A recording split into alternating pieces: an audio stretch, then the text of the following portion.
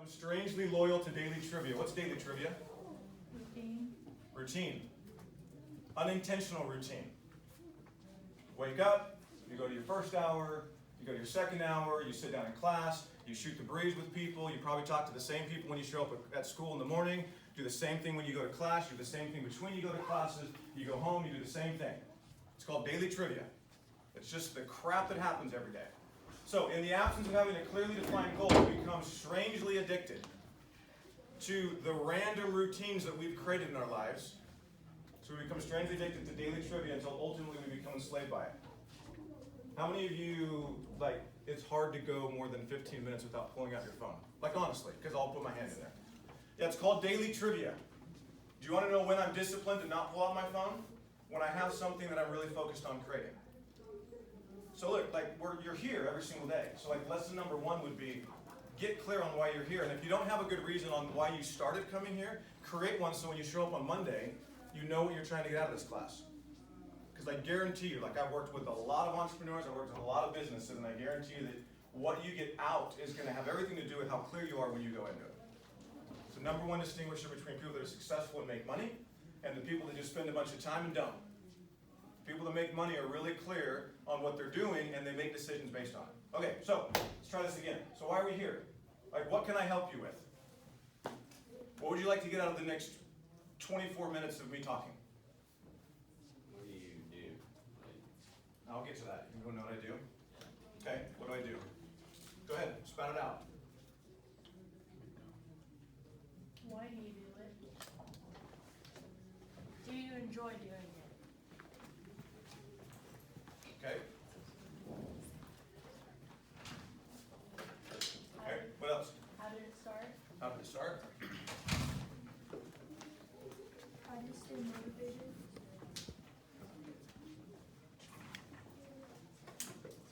Okay. What else? Did you just come in? Yeah. Okay, question on the table is, what do you want to get out of the next 20 minutes so you can play with us? I'm not saying you have to answer right now. I'm just saying so you know where we are in the conversation. You're like, wait, what? No, easy, easy. Anything else? Anybody? How do you manage it all? How to manage it all? It's gonna be fun. All right. Did you get that? Did you get that prezo, Jared? What was that? Did you get that prezo? Are we Yep. able to run that? Yeah, let me get it up. Okay, so let me explain what I do real quick, and then we'll start this up, and a fair amount of this is answered. So I speak at conferences. In fact, I gave it last Friday. I was in Denver, and I spoke to a bunch of agency owners, and tomorrow I'm speaking to a lot more. And there's a little segment in my prezo that walks through like, how did it start, what was it actually like, building a business. So I'll give you the backstory first, and then I'll run through that prezo. It'll probably take 10 minutes, and then we'll just go into some Q&A. Cool? We good? We all in? All right. So my name is Brad Martineau. Born and raised in Arizona. I've got 5 kids. They're 15 and a half down to 7 and a half. I love playing basketball. Are there any basketball players in the room? Love playing basketball. Let's see what else to know about me. That's about it. That's where I spend all my time. My family, my business, and trying to play basketball when I don't hurt myself, which I'm not very good at. So. I have 2 businesses that I own. I have an agency where we help entrepreneurs build predictability into their business. So we help them create systems so that when they get leads, they can systematically turn those leads into prospects. When they have those prospects, they can systematically turn them into clients. And when they have clients, they can systematically blow their clients' mind. So they make more money, their clients are happier, and we come in and we install the actual technology to capture a lead, monitor and track it all the way through the process till it becomes a client, process the order, capture the money, all that goodness. So what we do is we come in and help people build that. Yes? Wait, so do you work, or are you like in charge of stuff at Infusionsoft? Yeah, so how many of you have heard of Infusionsoft? Handful? So I was the 6th employee at Infusionsoft.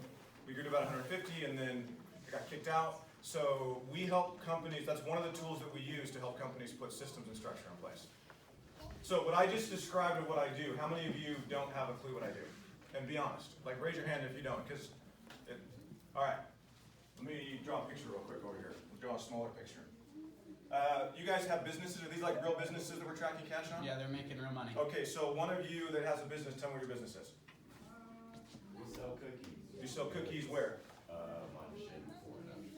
Alright, so check it out. Let's say theoretically, you wanted to use some technology and put some predictability in how you sold cookies.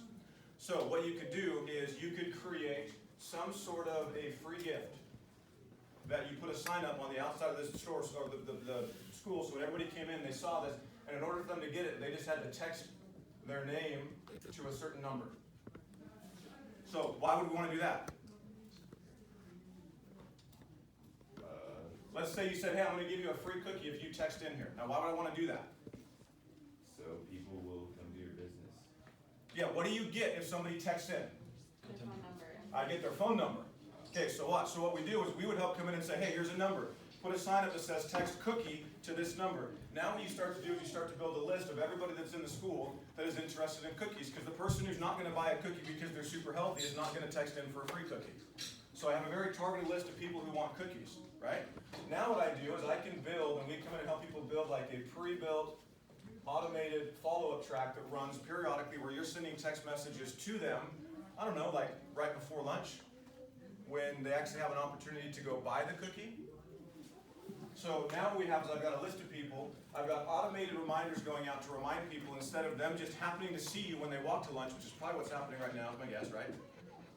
Then they show up and they buy, and now what we want to do is we want to create a customer list, and after they buy, I don't want to just give them the cookie, I want to create a really cool experience. So we would design an automated sequence that follows up afterwards. It would send them maybe an email, maybe you send them another text message that says, hey, thank you so much for coming, by the way, I've got another free gift for you, whatever that free gift is. So this whole process of, they're not even in my database yet, I capture them, I follow them all the way through to the sale, and now they're a client, and I can get them to come back and buy again. We call that a client journey. We create systems and automation in the client journey. So whatever the business is, it's how do I capture leads, automate the follow-up with those leads so that they'll end up buying, and then I create an automated experience so they want to come back and buy again and again and again. So we design that, and then we actually go build it. Did that help provide clarity for the people that weren't sure in my crappy explanation the first time what we do? Yeah? Anybody else still not clear? Okay, so that's SixthDivision. That's the shirt that I wear is a SixthDivision shirt. That's the agency. We've been doing it it'll be our 6th birthday, so we're 6 years in business on December 6th of this year. And we're blessed. We figured out a lot of the things that are on the wall back there early on, and we're a multi-7-figure agency. We do a couple $1 million a year, and it works pretty well. The other side I have is a software company where we build software tools for small businesses that want to do this better. And my business partner runs that, so I don't really have anything to do with the day-to-day of that, but that's sort of the background. Any questions about that? No? We good? All right. Yeah, you want to click through that and I'll just tell you when to go? Okay, so this prezo is called From Multiple Overdrawn Bank Accounts to a Multiple 7-Figure Agency. You can click through. Okay, April 2nd, not that fast. Okay. April 2nd, 2012. All right, so a little backstory. I had 5 kids. They were 2, 5, 6, 8, and 10 at the time. I had been running the business for about 6 months with my business partner. We hadn't taken any money out as business owners. We were just covering the team that we had. We had about 5 people total, me, my business partner, and 3 other people. We weren't really aligned. Like, we didn't really have a plan of where we were going, so it wasn't like we had a really powerful team that was aligned. And because we were making so much money, I thought it would make sense to sign a personally guaranteed lease. You guys know how leases work? We're getting an office space, and because we had no history as a business, in order for us to get it, I had to sign and say, I will guarantee it personally that we'll make our payments every month. And it was only about 3 times the amount of my mortgage. Not a super smart financial decision, but whatever. I was young and dumb. And then we also dropped about $20,000 on a credit card to sponsor an event. I was going to speak at the event, and I had an opportunity to sell at the end of my session, so the whole idea was to go get clients. So we're adding $20K in debt. We haven't taken any money out. April 2nd, 2012, and here's what happens. So I wake up that morning, the morning I'm supposed to speak. You can click to the next slide. And I got these emails. So these are my personal, my business bank account. Click to the next one. What you'll notice here is this says, you guys read that? Yeah, no, not the Bank of America part, the line right underneath it. Account has insufficient funds. That's code for, you have no money. This is the morning I was supposed to go sell stuff. It was really exciting. Keep going through. So April 2nd, 2012, one more. I was about $1,500 overdrawn. We'll flip over to here. Just keep clicking through. This is I love what they do. They call it a courtesy balance notification, which is their way of courteously saying you have no money, slacker. Go down, I brought it, at that point I brought it back up to $10.43. There's a line here I love, it says, consider depositing or transferring money into this account. That's their advice. It says, hey, you might want to put some money into this account. I had to tell them I didn't have any money. So keep going through. We'll skip through this, a lot of this. So these are my personal accounts. Courtesy balance notification, no, you could keep going. I'm $1,000 overdrawn on my personal account. Keep going through. And they decided to really drive it in and show me what I wasn't able to pay for. So these are the transactions that got rejected. Keep going. $1.83, $2.81. You can keep going through. I just highlight these on here. Keep going through. And then $5.89. So yeah, the beginning. So how did I get started? That's the question. How I got started was with no money. And that was April 2nd, 2012. It was a really good day. That was fantastic. And then fast forward to November 3rd, this is when I gave this prezo, that was last Friday. Now we're sitting on a multi-7-figure agency. I've got a team of 15 people. We're super aligned, and I have the freedom to pretty much be able to do anything I actually want to do. It doesn't mean I drive a Ferrari and I live on a beach, because I don't actually want to do that. But I can take off work and come talk to you guys. I can take my kids to Hawaii for a week. Our team is set up, we can make stuff happen. So it's kind of the before and after. So the next couple of slides, I'm going to show you what it's actually like and just give you a couple of things that happened in that journey. Because a lot of times what you'll hear from entrepreneurs is you'll hear like the perfect story of how it happens, and that's not quite the way it goes. So click to the next slide. So I want to talk about this arrow right here of like what it actually takes. By the way, you'll hear me say actually a lot. I'm not interested in the theoretical world. Like I'm really interested in what does it actually take in real life when you've got a family and you've got kids and they get sick and things don't work out very well. What is it actually like in business? So flip through. Interesting thing about this line is it looks like this. You guys ever seen this picture before? Okay, so flip to the next one because this is what it's actually like. You guys don't have enough experience to realize how funny this is. This is actually really funny. Okay, go to the next slide. So this one I like better. This is the plan. You know when you start, you've got a perfect plan of everything's going to work? Okay, go to the next one. Yeah, this is how it actually happens. So what I want to do is I want to share with you just a couple of the things that actually happened in our journey from multiple overdrawn bank accounts to a multiple 7-figure business. So flip to the next slide. Because I started like this, and I was like, I had the plan, man. I had it dialed in. I was ready to go. And here's what happened. Flip through. This one right here, this was, remember we had like 5 people on the team? This was when we had to gut the entire team. And when I say gut, I mean we had to let everybody go and basically rebuild the team from the ground up. When you have 5 people doing work and you get rid of 3, guess what happens to the workload for the remaining 2? It's called rocks. It's not very fun. It actually really sucks. Go to the next one. So we started to get through that, and then you guys talked all about merchant accounts? You know what merchant accounts are? When you go swipe a credit card at anywhere you can swipe a credit card, that credit card little terminal is connected to a merchant account. The merchant account charges your card, puts the money into your bank account. Merchant accounts are evil people. So this one right here is when our merchant account locked up $185,000 and held it for 6 months. They're like it's like the place before your bank. It'd be like if your parents were to give you an allowance, except they gave it to somebody else who was going to give it to you, and that person said, I'm just going to hold on to this. That's basically what the merchant account did. So super fun, but not really super fun. This right here is what I call the grind. Here's what a typical week looked like, and I'm not really exaggerating. Monday, Tuesday, we had clients in the office, and I'd be working with clients Monday, Tuesday. Wednesday morning, Wednesday all day, I'd be doing sales calls. Thursday morning, I'd be negotiating another event to go sponsor and to speak at to try and get new clients. Thursday night, I'd be flying to the event, and Friday, I'd be at the event, and then the next week, I'd start the whole thing all over again. And I just didn't see my family for a while. And that had a lot to do with, it's what it takes to start a business. It also had a lot to do with, we made a lot of poor decisions because we were young and dumb, and we didn't really understand what we were trying to do. This right here, this little dip right here is when you come out of that grind, you have a tendency to be like, anybody ever had something that you work on that's like super hard? I mean like tasking. Raise your hand. What happens when you're done? Yeah, you're kind of like, okay, we're just going to coast a little bit. Yeah, there's this one. So there's a little bit of a dip because we were coasting. And then this one right here, go to the next one. That one right there, we had 15 people on our team, super dialed in. I mean, we had taken all of our team members plus spouses. We'd done 2 trips to Hawaii. Like we were in the trenches with these people, and over the course of about 8 months, half of our team left.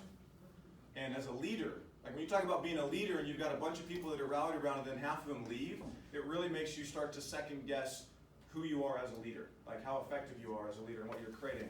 And that was all in the last in the last 12 months, we basically had to rebuild half our team. And when you rebuild half the team and you got a bunch of people that have been around forever and a bunch of new people, you got to do a lot of integration work to get everybody back on the same page. And we're now just coming back out of that as of like the last 30 or 45 days. So as a little sampling of what it actually takes to go get a business off the ground, the biggest thing that I could leave you with is this is totally normal. I hang out with a lot of really successful people in the entrepreneurial space. I also hang out with a lot of people that are trying to be successful. Number one difference between the two is that the people that are successful realize that this is normal. And the people that don't.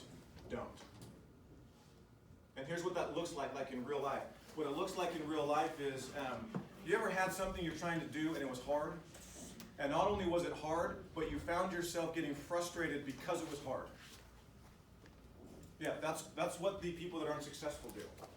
They create, there's a problem, there's a challenge, and then they add on top of that challenge that there's a problem, that there's a challenge.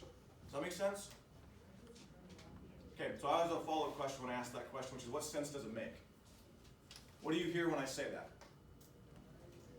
Then you get more of a problem than it actually is.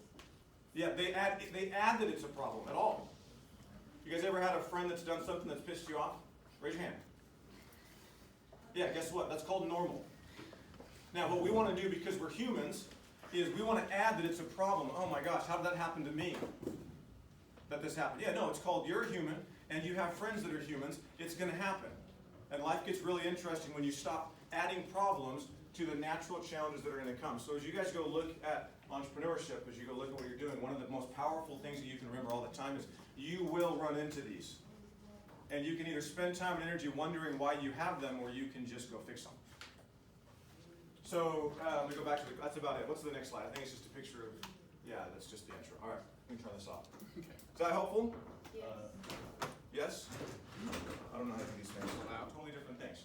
You tracking with me? Yeah. So what's the difference? My guess is because did you learn it like as a native language? Yeah. Yeah, so you probably don't even necessarily, doesn't register. It's like, no, it's just naturally two different things. If a kid asked, if a mom came, or if I came to you and I said, hey, why did you clean your room? And you started your answer with patake, what would you be telling me in English?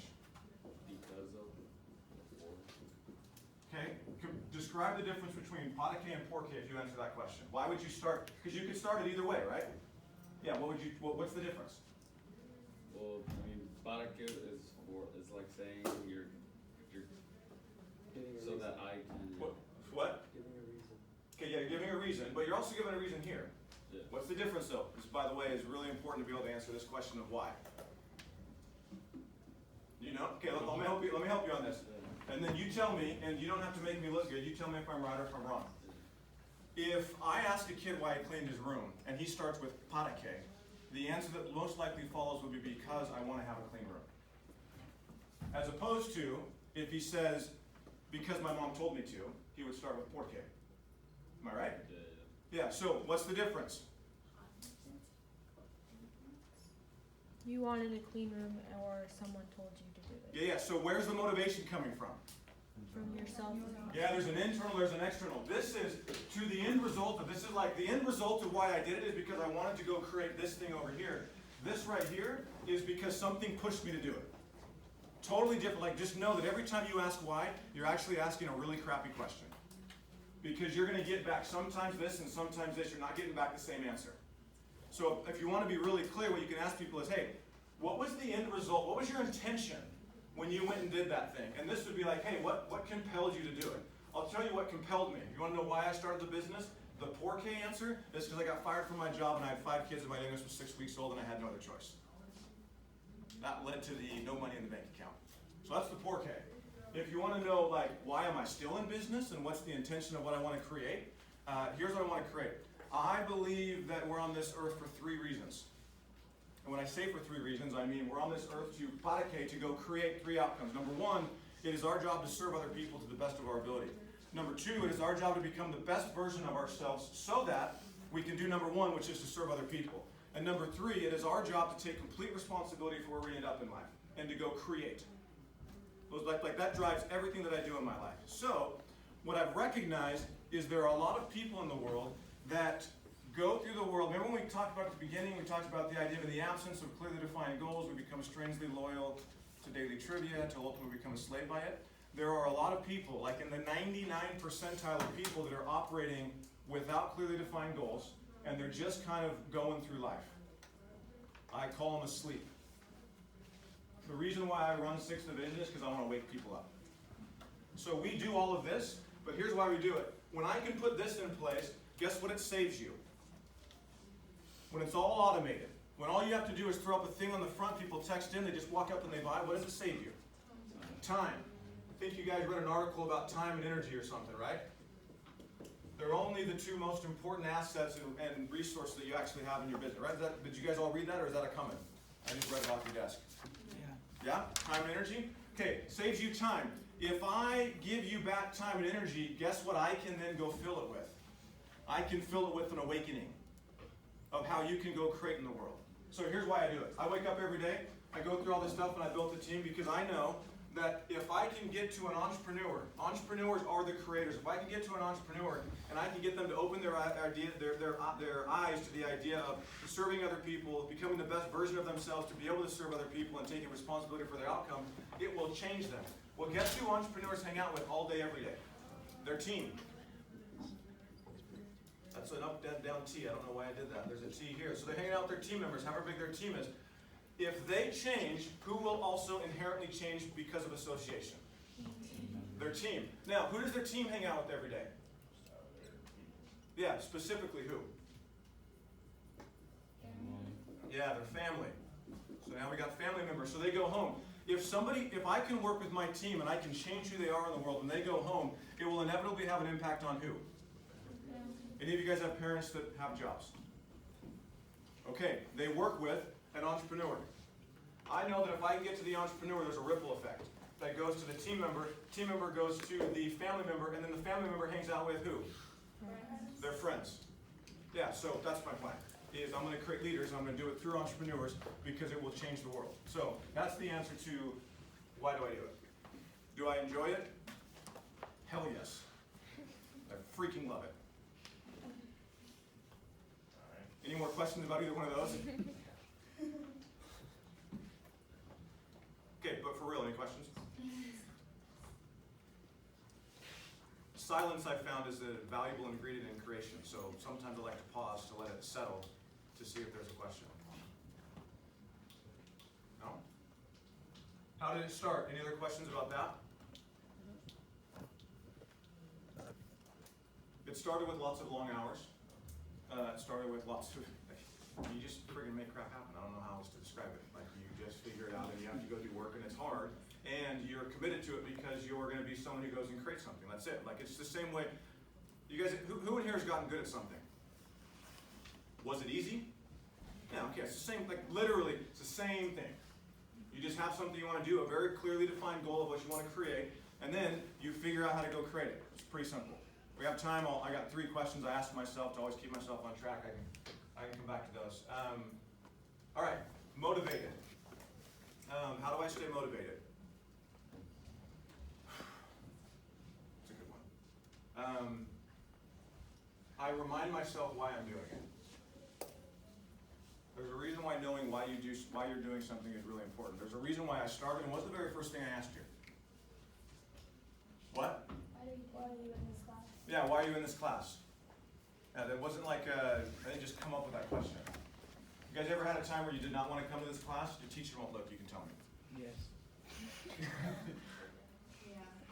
Okay, so look, not all the work is glamorous. The way you stay motivated is you remember why you're doing it in the first place. How do I manage it all? I don't know is the answer, to be totally honest. How do I manage it all? Well, okay, so here's the deal. Anybody have more than 24 hours in a day? Anybody have more than 24 hours in a day at your disposal? No? Okay, good. Okay, I'm in a room of normal human beings. This is good. Anybody figured out a way to operate without sleeping?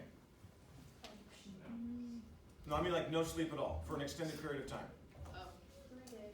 Okay, that's a fun joke, but we all know it's not true. Okay, so look, So look, here's the deal. Here's why I bring this up. I'm talking like literally no sleep. What we have is there's this. You just draw these two circles. Here's the idea. There are two circles. This one out here is called what we want the world to be like. This one is called what it actually is. Let's call this actually. There's a difference. We have a vision of how we want the world to be, and then there's a way that the world actually is. And the way that the world actually is there's 24 hours in a day, and my body needs sleep, and my kids would like their father to be around to hang out with them, and my wife would like to see her husband every once in a while. So how do I manage it all? The first thing is I accept what is. I got a friend that uses the phrase, says, I worship at the altar of what is. Let me explain what that means. What it means is, I don't worry about, like in my house, if you say the word should, you have to do push-ups. I don't care about what should be. Should be lives out here in this world of what I want it to be. This is the way that it should be. Anytime you've ever gotten frustrated with somebody else or frustrated with any situation, guess what is at the root of it? You thought it should be different. You got mad at a friend, your friend shouldn't have done that. You got mad at a brother or sister, they shouldn't have done that. You got mad at yourself, you shouldn't have done that. You got frustrated at life, life shouldn't be this hard. Any of that resonating with anyone? Raise your hand if it is. Okay. You want to know what that is? That's where your brain has slipped out here into this. You're trying to live in a world and you're trying to make the world be something that it's not. So, when he says, I worship at the altar of what is, what he's saying is, I just accept, so I'm going through puberty apparently, my apologies. I just accept the world the way that it is. And I don't make anything out to be a problem. So, how do I manage it all? I wake up in the morning and I know that guess what I have that day? I have that day. That's all I have. And I can only get done in that day what I can actually get done in that day. So the way to manage it all is to be realistic and to accept what is and to go work with what is. So I wake up and that's why I say I don't know how I manage it all. The reality is I wake up and I handle today. Today I've got this and I've got an event that I've got to go to and talk to some people. I've got to pick up my son at basketball. I've got to go home and keep the kids alive and get them to go to sleep, and then tomorrow I got to wake up at 5 and go give a prezo to a bunch of people. And there's only a million other things that I want to be doing. There's a million things that live out here the way I want the world to be, and the way that I manage it all is that every day I wake up and I know that the only thing I have is that day, and the only thing I can do is I can live that day. I can be present in that day. All right, any questions? Okay, let's play this game then. What we got, 15 minutes or so? 10 minutes? We've got Yeah. a little less than 10 minutes. Okay, go ahead. So I know there's a question like how did it start, but like what made you want to do that stuff? Like how? So Dan, good job. My job before then was I was the 6th employee in Infusionsoft. We grew it to about 150 employees, and I was in the middle of building a software tool that made all this possible. And in that job, I got introduced to entrepreneurship. It's where I discovered that what I loved about life, I didn't write it up there, but that's where I discovered the 3 things that drive me. And that entrepreneurs embody that. Like most entrepreneurs, that's what they're about. And I fell in love with entrepreneurs. And since I was born, I've always been fascinated by how do you do things better? How do you do things more efficiently? How can you save time so that you can spend time on more meaningful things? And that's basically what all this is. So when I left Infusionsoft, I was looking around and what do I want to go do? I'm like, well, I think I already found it. I just want to go help people do that. So they can have more freedom in their life and they can go live the life that they want. So it's kind of one of those, if I hadn't worked at Infusionsoft, I probably wouldn't have started it because I wouldn't even known about it. So I worked there and that just, you'll discover it. Is there a question behind that question that's like, how do I find the thing that I want to do? No, not really. Okay. I think if you want to talk about that. Okay. Did that help answer your question? Yeah. Good. Do you want to add to that? I mean, I realize I just created that. I mean, you want me to talk about? You added the question yourself there. Okay. Would it be valuable if we talked about how do you find what you want? Yeah. Okay. Want is a dangerous word. Super dangerous word. Because it'll have you go down really weird paths. A lot of times the reason why is that want lives out here. It lives in a theoretical world, and we chase after this theoretical thing that just flat out doesn't exist. So, when I'm looking at what I want to go do in business, there are 3 pillars that I use. I got this from a guy that runs some companies here locally. His name's Joe Polish. And he said there are 3 criteria. He calls it the ELF principle. It's got to be easy. And easy doesn't mean that it doesn't take hard work. Easy means I can be really good at it. So it's something that it's something that naturally aligns with who I am and what I'm just naturally good at. So like for me, I hate financial numbers. So for me to go be an accountant would be stupid. It wouldn't be easy. And when I say easy, I mean it's easy for me to get excited about. So that's number one. Number two is lucrative. It's got to be able to make enough money to support the life that I want. So I got to be able to see if there's a way I can make money. And then the last one is it's fun. Can I have fun while I'm doing it? For a long time, I was chasing after the question of what do I really want? Like there was this deep, meaningful answer in that my whole life was going to be this like fulfillment of some deep, like I don't know, some deep purpose. And what I realized is I think that's bullcrap. I think that the answer is we're on this earth to serve people. Go find a way you can serve people that's easy for you to get excited about, where you can make enough money doing what you want and you can have fun. And I have fun with the people I work with. I friggin' love it. So the want question for me is just super dangerous. I also don't think that you can declare what you want. I think you have to discover it. So if you're like, because again, you got to figure out if this is something that like you can easily get excited about. And the only way you can do that is actually go do it. You actually have to go try it. So if you want to figure out what you want, what I would do is just go try a bunch of stuff. And listen to your gut. Don't listen to your head. You got to listen to your gut of like, yeah, that's something that I could get behind. Go try it. And then you may be like, just kidding, I actually don't like that thing. And don't be afraid to leave something just because it's lucrative, which is going to be the biggest thing that you're going to face is something that's going to be really lucrative, you can make a lot of money, but it's not easy for you to get excited about it and it's not fun. Worst place you can be is in that situation.